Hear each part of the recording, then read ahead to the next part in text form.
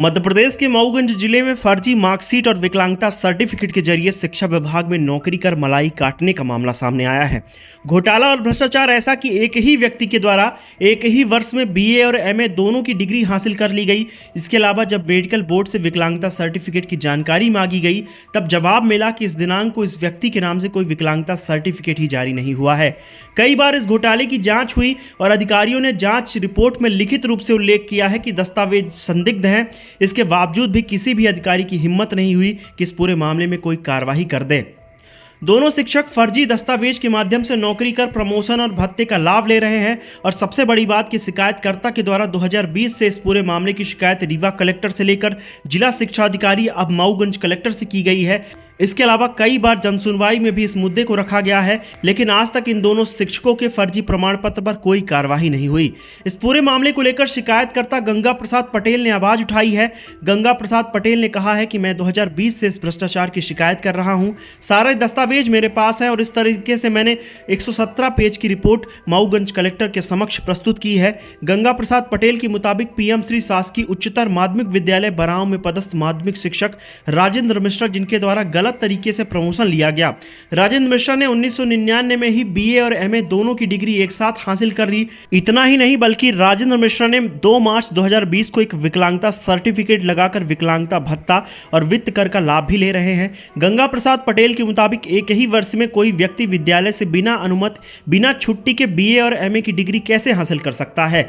इसके अलावा उन्होंने कहा कि सूचना के अधिकार के तहत मैंने मेडिकल बोर्ड से जानकारी मांगी तो मेडिकल बोर्ड द्वारा बताया गया कि दिनांक 2 मार्च 2020 को राजेंद्र मिश्रा नाम के इस व्यक्ति का कोई विकलांगता सर्टिफिकेट जारी नहीं हुआ है।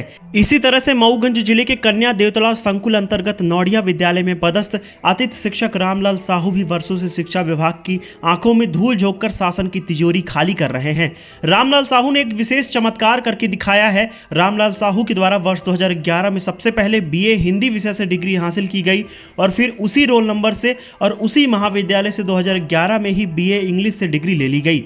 रामलाल साहू को मालूम चला कि अतिथि शिक्षक की नौकरी में इंग्लिश विषय के लिए प्रतिस्पर्धा कम है, जिसके लिए उन्होंने अपनी बीए हिंदी विषय की डिग्री को बीए इंग्लिश विषय में तब्दील कर दिया और उसे संलग्न कर शिक्षा विभाग में अतिथि शिक्षक के पद पर नौकरी ले ली।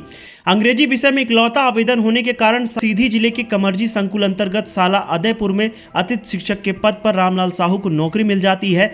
कुछ दिनों बाद रामलाल साहू की यह फर्जी अंक सूची पकड़ी गई, जिसके बाद संकुल के द्वारा पुलिस थाना कमरजी में 27 सितंबर 2023 को रामलाल साहू पर फर्जी दस्तावेज के माध्यम से नौकरी करने के मामले में शिकायत दर्ज कराई गई थी, लेकिन इसके बावजूद भी कोई कार्रवाई नहीं हुई।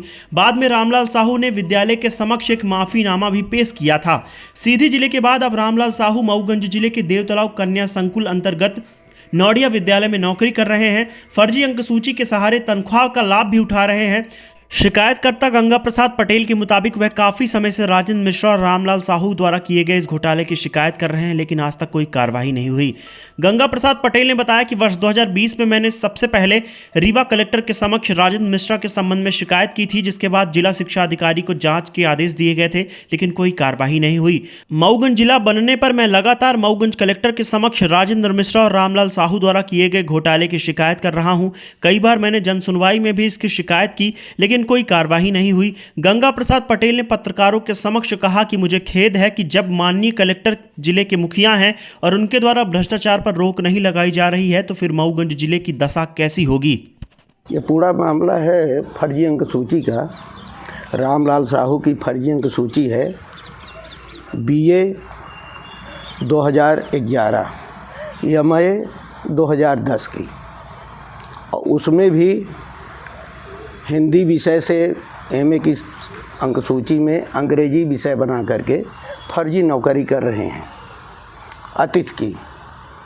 इसी में से एक कमरजी में बयान भी दे चुके हैं कमरजी स्कूल में कि हम फर्जी अंक सूची से अपना प्रतिवेदन दिए थे, जो हमसे गलती हो गई है, इसको माफ़ किया जाए।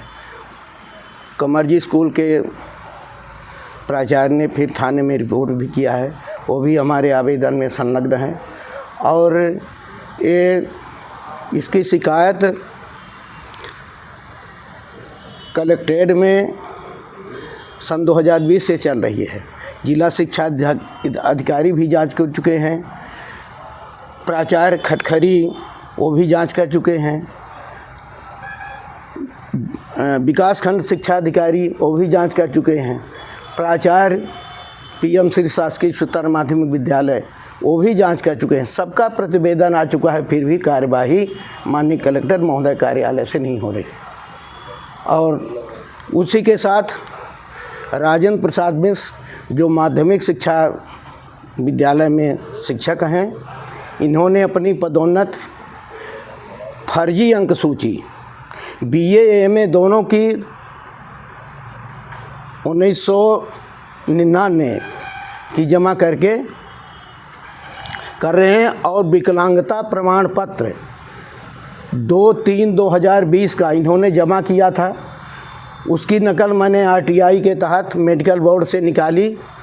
उसमें हमको जानकारी दी गई कि राजेंद्र मिश्र के नाम का कोई भी विकलांग प्रमाण पत्र इस तारीख पे जारी नहीं किया गया है। उसकी भी जांच हुई, पुष्टि नहीं हो पाई।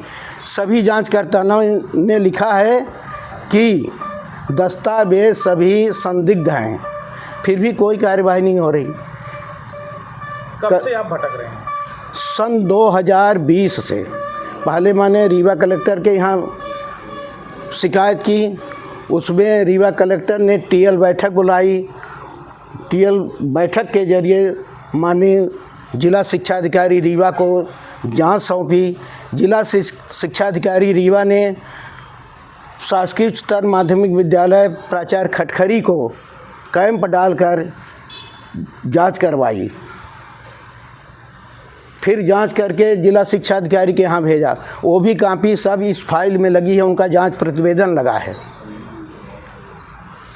उसके बाद जब कुछ कार्रवाई नहीं हुई तो मैंने, जब मऊगंज जिला हो गया, तब भी कलेक्टर महोदय के यहाँ आवेदन दिया। कलेक्टर महोदय ने पहले विकासखंड शिक्षा अधिकारी को जांच के लिए दिया। विकासखंड शिक्षा अधिकारी ने अपनी जांच दे करके और यहाँ प्रस्तुत किया। उसके बाद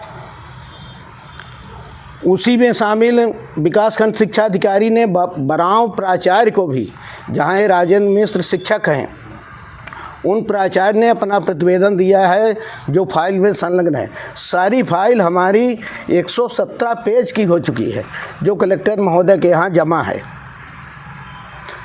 और जब मेन फाइल पर कोई कार्यवाही नहीं हुई तब हमने 4 आवेदन 2 हफ्ते 3 हफ्ते के बीच में जन सुनवाई में दिया। वो सारी फाइलें हैं, सबकी पावती मेरे पास है, सब फाइल में लगी है, लेकिन आज तक कोई कार्यवाही नहीं हुई। इससे मुझे खेद है कि माननीय कलेक्टर महोदय जिला के मुखिया हैं, जब इनने भ्रष्टाचार का बढ़ावा पर रोक नहीं लगा पाई है तो ये मऊगंज की दशा क्या होगी। इससे चाहते हैं आप? हम ये चाहते हैं कि इसका सत्य परीक्षण हो। यदि माननीय को इन जांच प्रतिवेदनों में शंका है तो ये 1 हफ्ते का समय देकर और इन भ्रष्टाचारियों का मूल प्रतिवेदन इनके द्वारा अपने पास मंगाएं।